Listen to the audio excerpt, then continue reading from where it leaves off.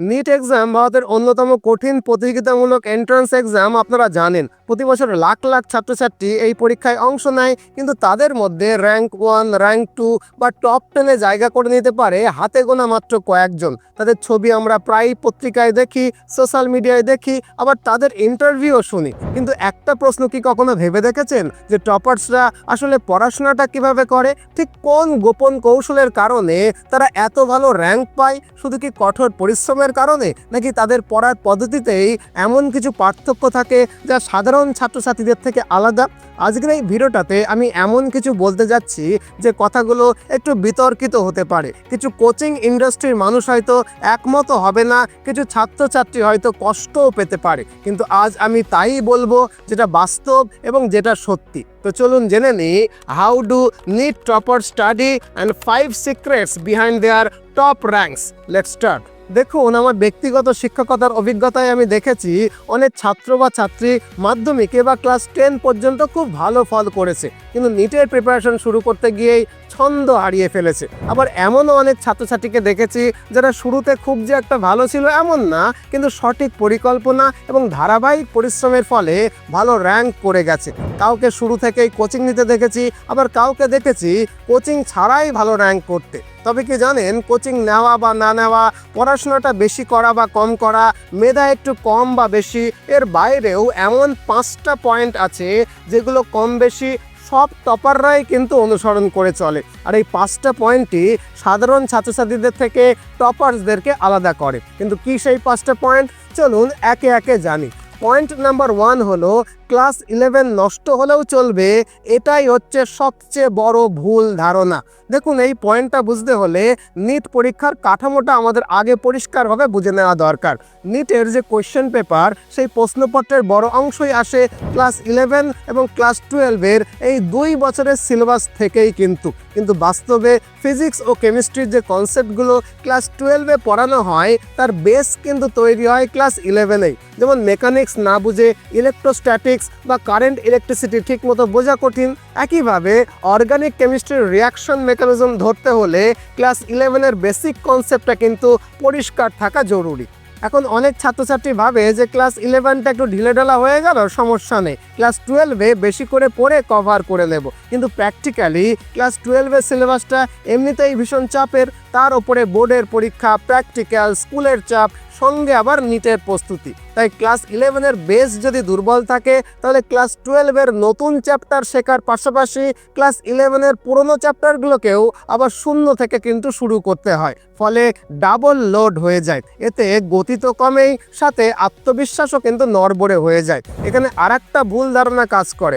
অনেক টপার ইন্টারভিউতে বলে আমার ক্লাস 11টা ভালো করে পড়া হয়নি। কিন্তু এখানে একটা বিষয় বুঝতে হবে যে টপার্সদের খারাপ আর সাধারণ ছাত্রছাত্রীর খারাপ কিন্তু এক জিনিস নয়। টপার্সদের খারাপ মানে হয়তো প্রতিদিন 10 ঘন্টা পড়ার বদলে 6 ঘন্টা পড়া, অথবা কয়েকটা টেস্টে প্রত্যাশিত নম্বর না পাওয়া। কিন্তু তার মানে এই নয় যে তাদের সিলেবাস শেষ হয়নি বা কনসেপ্ট ক্লিয়ার ছিল না। তাই টপারদের ইন্টারভিউ দেখে সবসময় কিন্তু আবেগে ভেসে গেলে চলবে না। যেখানে প্রতিটা নম্বরের জন্য হাজার হাজার মেধাবী ছাত্রছাত্রী প্রতিযোগিতা করছে, সেখানে ক্লাস 11-এর বেস দুর্বল রেখে শুধুমাত্র 12-এর ভরসায় ভালো র্যাঙ্ক করার আশাটা কিন্তু একেবারেই দুরাশা। আশা করি প্রথম পয়েন্টটা ক্লিয়ার হলো। এবার আসি পয়েন্ট নাম্বার 2-তে। পয়েন্ট নাম্বার 2 হলো শুধু কোচিং আপনাকে টপার বানাবে না। কি বলতে চাইছি? দেখুন, আজকের দিনে নিট এক্সামের যে কম্পিটিশন লেভেল, তাতে নিট প্রস্তুতির ক্ষেত্রে কোচিংয়ের ভূমিকা অস্বীকার করার কিন্তু কোনো উপায় নেই। একটা ভালো কোচিং ইনস্টিটিউট সিলেবাসকে সাজিয়ে দেয়, কঠিন কনসেপ্টকে সহজ করে বোঝায়, নিয়মিত টেস্ট নেয়, ক্লাসরুমে কম্পিটিটিভ এনভায়রনমেন্টটাকে তৈরি করে। কিন্তু প্রশ্ন হলো, একই কোচিংয়ে হাজার হাজার ছাত্রছাত্রী পড়ে, তাহলে টপ 10 বা টপ 100-এ কয়েকজন মাত্র আসে কেন? যদি কোচিংই টপার বানাতো তাহলে সেই প্রতিষ্ঠানের সব ছাত্রই তো টপ করার কথা। কিন্তু বাস্তবতা হলো একই শিক্ষক, একই ক্লাস, একই নোটস, অথচ ফলাফল সম্পূর্ণ ভিন্ন। কেন? কারণ চূড়ান্ত পার্থক্য তৈরি হয় একজন স্টুডেন্টের সেলফ স্টাডির ভিত্তিতে। ক্লাসে বসে শোনা মানে হলো রাইট ডাইরেকশনটা পাওয়া, কিন্তু শেখা তখনই সম্পূর্ণ হয় যখন আপনি নিজের মতো করে সেই কনসেপ্টটাকে ভাঙবেন, লিখবেন, ভুল করবেন, আবারও ভুলটাকে ঠিক করে নেবেন। মানে নিউটনের ল ক্লাসে বোঝাটা এক জিনিস, কিন্তু 50-60টা ভিন্ন ধরনের প্রশ্ন সমাধান না করলে পরীক্ষার হলে দ্রুত তার প্রয়োগ করা কিন্তু সম্ভব নয়। বায়োলজির ক্ষেত্রেও একই কথা, লাইন বাই লাইন এনসিইআরটি না পড়লে, শুধু লেকচার শুনে 360-এর মধ্যে 360 কিন্তু কখনোই আনা যায় না। আর একটা বাস্তব দিকও কিন্তু আছে।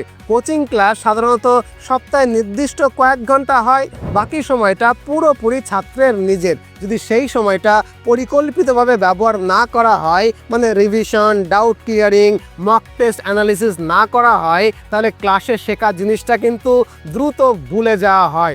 অনেক ছাত্র আছে যারা প্রতিদিন কোচিংয়ে যায় কিন্তু বাড়িতে গিয়ে আর বইই খোলে না। তারা ভাবে ক্লাস করেছি মানেই পড়া হয়ে গেছে। এই ধারণাটাই সবচেয়ে বড় ভুল ধারণা। ফলে কয়েক মাস পর দুজনের পারফরমেন্সের মধ্যে বিশাল পার্থক্য তৈরি হয়ে যায়, যদিও তাদের শিক্ষক কিন্তু একই জন। তাই কোচিং সাহায্য করতে পারে বটে, দিক দেখাতে পারে বটে, ভুল কমাতে পারে বটে, কিন্তু শৃঙ্খলা, ধারাবাহিকতা এবং গভীর অনুশীলন এগুলো কোনো প্রতিষ্ঠান আপনার হয়ে কিন্তু করতে পারবে না। আশা করি দ্বিতীয় পয়েন্টটাও আপনাকে বোঝাতে পারলাম। এবার আসি পয়েন্ট নাম্বার 3-তে। পয়েন্ট নাম্বার 3 হলো ক্লাসে অবশ্যই মনোযোগী হতেই হবে। দেখুন, নিট প্রস্তুতির ক্ষেত্রে অনেকেই বই, নোটস, টেস্ট সিরিজ এইসব নিয়ে কথা বলে, কিন্তু যে জিনিসটা নিয়ে খুব কম আলোচনা হয় সেটা হলো ক্লাসে মনোযোগ। প্রায় সব টপারদেরই ইন্টারভিউ বিশ্লেষণ করলে এই একটা মিল কিন্তু পাওয়া যাবেই যাবে। তারা ক্লাসে প্রত্যেকেই অত্যন্ত মনোযোগী ছিল। এর মানে এই নয় যে তারা সবসময় প্রথম বেঞ্চে বসতো। মানে হলো শিক্ষক যখন একটা কনসেপ্ট বোঝাতেন, তারা সেটাকে তখনই বোঝার চেষ্টা করত। ফলে বাড়িতে গিয়ে সেই বিষয়টা নতুন করে শূন্য থেকে কিন্তু আর শিখতে হতো না, শুধুমাত্র রিভিশন করলেই হতো। মানে আমি আমার শিক্ষকতার অভিজ্ঞতা থেকে বলতে চাইছি, ক্লাসে যদি আপনি 100% মনোযোগ দেন, তাহলে অন্তত 60 থেকে 80% বিষয় কিন্তু সেখানেই পরিষ্কার হয়ে যায়। ক্লাসে যদি মনোযোগ না থাকে, মোবাইল, বন্ধুদের সঙ্গে কথা, অনলাইন ক্লাসে অন্য ট্যাব খোলা অথবা মানসিকভাবে অন্যমনস্ক থাকেন, তাহলে একই বিষয়টা কিন্তু বাড়িতে বসে দ্বিগুণ সময় দিয়ে বুঝতে হয়। এতে সময় নষ্ট হয়, আবার চাপও কিন্তু বেড়ে যায়। এখানে একটা বৈজ্ঞানিক দিকও অবশ্য আছে। যখন আপনি মনোযোগ দিয়ে শোনেন এবং সক্রিয়ভাবে অংশগ্রহণ করেন, মানে নোটস নেওয়া, প্রশ্ন করা, উদাহরণ সমাধান করা, তখন মস্তিষ্ক কিন্তু সেই তথ্যটাকে দীর্ঘমেয়াদী স্মৃতিতে দ্রুত সঞ্চিত করে ফেলে। কিন্তু প্যাসিভভাবে শুনলে সেই তথ্য দ্রুত ভুলে যাওয়াটাই কিন্তু স্বাভাবিক। সুতরাং ক্লাস কেবল উপস্থিত থাকার জায়গা নয়, এটা শেখার প্রথম এবং সবচেয়ে গুরুত্বপূর্ণ ধাপ। টপাররা ক্লাসকে ফর্মালিটি হিসাবে নেয় না, তারা এটাকে প্রস্তুতির মূল মঞ্চ হিসাবে ব্যবহার করে। আশা করি বিষয়টার গুরুত্ব আপনাদেরকে বোঝাতে পারলাম। এবার আসি পয়েন্ট নাম্বার 4-এ। পয়েন্ট নাম্বার 4 হলো সাবজেক্ট অ্যারেঞ্জমেন্ট। সাবজেক্ট অ্যারেঞ্জমেন্ট মানে বিষয়টা কি একটু বুঝিয়ে বলি। দেখুন, নিট পরীক্ষায় 3টে বিষয়, ফিজিক্স, কেমিস্ট্রি ও বায়োলজি, এই 3টে মিলেই কিন্তু চূড়ান্ত ফলাফল তৈরি হয়। এখন এখানে কোনো একটা বিষয় অত্যন্ত ভালো করলেন, আর একটাতে খারাপ করলেন, তাহলে কিন্তু হবে না। ওভারঅল পারফরমেন্সটাই কিন্তু এখানে আসল কথা। ধরা যাক একজন ছাত্রের মোট স্কোর 550, তার লক্ষ্য ছিল 600 বা তার বেশি।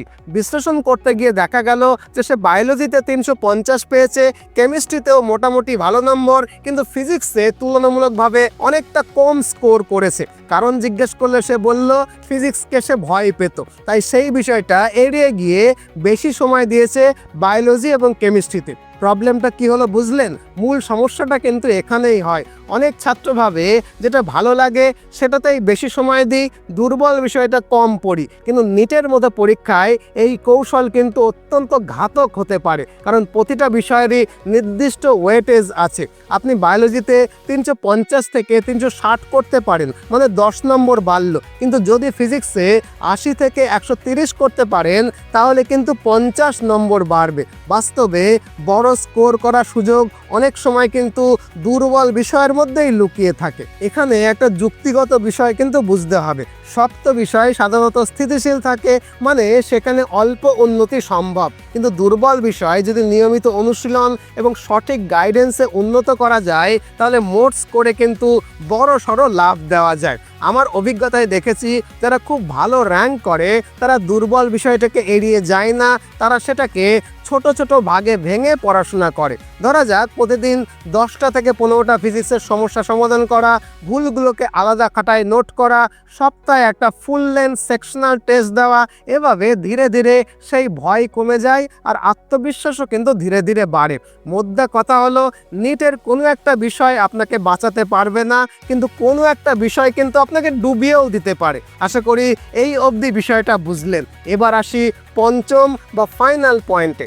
পয়েন্ট নাম্বার 5 হলো কনসিস্টেন্সি বা ধারাবাহিকতা। দেখুন, নিট এমন একটা পরীক্ষা যেখানে প্রতিযোগীর সংখ্যা কিন্তু বিশাল। প্রতি বছর প্রায় 20 লক্ষের কাছাকাছি ছাত্রছাত্রী ফর্ম ফিল আপ করে, কিন্তু বাস্তবে সবাই সমানভাবে কিন্তু প্রস্তুতি নেয় না। অভিজ্ঞতা থেকে দেখা যায় এই 20 লক্ষের মধ্যে হয়তো অর্ধেকের মতো ছাত্রছাত্রী সত্যিকারের সিরিয়াস প্রস্তুতি শুরু করে, আর তাদের মধ্যে খুব অল্প সংখ্যক ছাত্রছাত্রী দীর্ঘ সময় ধরে একই গতি এবং একই শৃঙ্খলা বজায় রাখতে পারে। এখানেই কিন্তু কনসিস্টেন্সি বা ধারাবাহিকতার গুরুত্ব। অনেকেই শুরুটা খুব ভালো করে, জানেন, নতুন বই, নতুন রুটিন, নতুন মোটিভেশন, ফলে প্রথম তো 10-12 ঘন্টা করে পড়াশোনা শুরু করে দেয়, কিন্তু কয়েক সপ্তাহ বা কয়েক মাস পরেই সেই গতিটা কিন্তু আর থাকে না। কখনো পরীক্ষায় কম নম্বর পেয়ে মন ভেঙে যায়, কখনো ব্যক্তিগত সমস্যা, কখনো ক্লান্তি, ধীরে ধীরে কিন্তু রুটিনটা ভেঙে যায়। আর নিটের মতো দীর্ঘ প্রস্তুতির পরীক্ষায় মাঝপথে ছন্দ হারানো মানেই কিন্তু বিরাট ক্ষতি হয়ে যাওয়া। তাছাড়া ধারাবাহিকতা থেকেই আত্মবিশ্বাসটাও কিন্তু তৈরি হয়। তাই যদি দীর্ঘ বিরতি পড়ে যায় তখন আবার শুরু করাটা কিন্তু কঠিন হয়ে ওঠে, আবার আত্মবিশ্বাসেও ঘাটতি আসে। তাই মেধা তো অবশ্যই জরুরি, কিন্তু নিটে শেষ পর্যন্ত তারাই জয়ী হয় যারা দীর্ঘ সময় ধরে স্থির থাকতে পারে। আশা করি বিষয়টা বোঝাতে পারলাম। তো এই হলো 5টা আসল গুরুমন্ত্র যার ওপরে ভর করে টপার্সরা ভালো র্যাঙ্ক করে আর সাধারণ প্রতিযোগীরা প্রতিযোগিতা থেকে ছিটকে যায়। তাই যদি সত্যিই আপনি নিটের জন্য প্রস্তুতি শুরু করেন তাহলে নিজের লক্ষ্য ঠিক করুন এবং সেই অনুযায়ী কাজ শুরু করে দিন। কারণ মনে রাখতে হবে, নিট এক্সামে কম্পিটিশন ফ্যাক্টরটা কিন্তু মারাত্মক লেভেলের হাই। তাই প্রথমবারেই নিট ক্লিয়ার করে সরকারি মেডিকেল কলেজে চান্স পেতে জান লড়িয়ে দিতে হবে। আর নিতান্তই যদি নিট কোয়ালিফাই করেও সরকারি মেডিকেল কলেজে চান্স না পান, সেক্ষেত্রে প্রাইভেট মেডিকেল কলেজ থেকে বা চাইলে বিদেশের কোনো মেডিকেল কলেজ থেকে MBBS পাশ করে আসতে পারেন। তবে আজকাল ভারতের প্রাইভেট মেডিকেল কলেজগুলোতে ফিস স্ট্রাকচারটা এতটাই হাই যে তার 4 ভাগের 1 ভাগ টাকাতেই অনায়াসে বিদেশের মেডিকেল কলেজগুলো থেকে MBBS পাশ করে দেশে ফিরে আসা যায়। আপনারা জানেন আমাদের একটা প্রতিষ্ঠান আছে মিশন MBBS কলকাতা, যারা গত 15 বছর ধরে শিক্ষার্থীদেরকে বিদেশ থেকে ডাক্তারি পড়িয়ে আনার বিষয়ে সহায়তা করছে। গত 15 বছরে আমরা 1000-এর বেশি ছাত্রছাত্রীকে বিদেশ থেকে ডাক্তারি পড়ে আসতে সহায়তা করেছি। তারা দেশে ফিরে বিভিন্ন হাসপাতালে সফলভাবে প্রতিষ্ঠিতও হয়েছে। তাই আপনিও যদি বিদেশ থেকে ডাক্তারি পড়ে দেশে ফিরে সাফল্যের সঙ্গে কাজ করতে চান তাহলে বিস্তারিত জানতে আমাদের ওয়েবসাইট ভিজিট করতে পারেন, অথবা সরাসরি আমাদের কলকাতার অফিসে এসেও কথা বলতে পারেন। যোগাযোগের তথ্য ও ঠিকানা ডেসক্রিপশন বক্সে এবং পিন কমেন্টে দেওয়া আছে। যাই হোক, এই ভিডিওটাতে আমি নিট পরীক্ষা সম্পর্কে অনেক কিছু বলেছি, বাকিটা আপনি ধীরে ধীরে আপনার জার্নিতেই কিন্তু শিখে যাবেন। নিট সংক্রান্ত যদি আরও কোনো প্রশ্ন থাকে কমেন্টে লিখুন। যদি মনে হয় ওই প্রশ্নের ওপরে আলাদা করে ভিডিও বানানো দরকার তাহলে আমি কথা দিচ্ছি নিশ্চয়ই বানাবো। নতুন ভিডিও নিয়ে আবারও দেখা হবে। আজ এ পর্যন্তই, ধন্যবাদ।